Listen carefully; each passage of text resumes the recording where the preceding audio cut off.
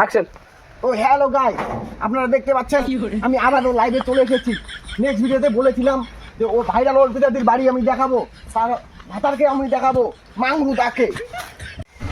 আর ভাতার না হয় এটা, ওটা ইউটিউবের লোক না, একটু সম্মান দিয়ে কোন ইতে হাসবেন্ড কোন। যাই হোক, তো এক্সাইটেড অর্পিতাদিকে দেখার জন্য, অর্পিতাদির ভাতার মাংরু তাকে। তো চলো গাইস, এখন আমরা অর্পিতাদির বাড়িতে যাবো।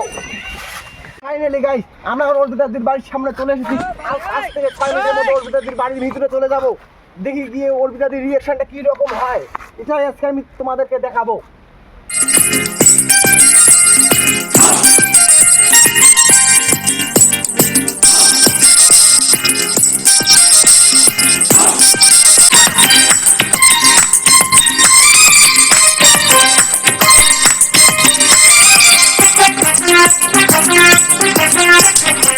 তো ফাইনালি গাইস, আমরা চলে এসেছি অর্পিতাদির বাড়িতে। আর 2 সেকেন্ড পর তার স্বামীকে মাংরুদা তাকে দেখতে পাবেন। আসুন তাহলে।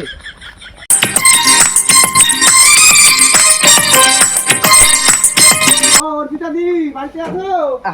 কে আবার ডাকে? 10টা রিল মাত্র হলো, কে দেখো তো অটোগ্রাফ মনে হয় নিতে আসছে।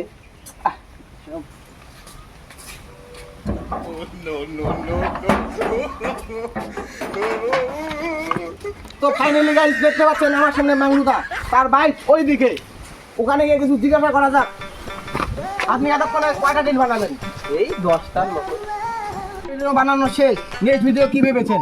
এই নেক্সট ভিডিও ভেবেছি আমার হাজবেন্ড বসে আছে মাংরু, ওর সাথে একটা ভিডিও বানা প্রোগ্রাম করছি। ওর সঙ্গে একটু কথা বলি। মাংরুদা, আপনার বাইবের সঙ্গে বলে আরেকটা রিলস বানাবেন? হ্যাঁ, আরেকটা রিলস বানালেই শেষ। তো আপনারা আমার খবরটা কোথা থেকে পেলেন? আপনি পুরো সোশ্যাল মিডিয়ায় ঝড় তুফান তুলে দিয়েছেন। এটা কিসের জন্য ভাইরাল হলো? আরে ওই যে আমার বাইক একটা শর্ট প্যান্ট পরে ভিডিও করেছিল, ওই ভিডিওটাই ভাইরাল হয়েছে।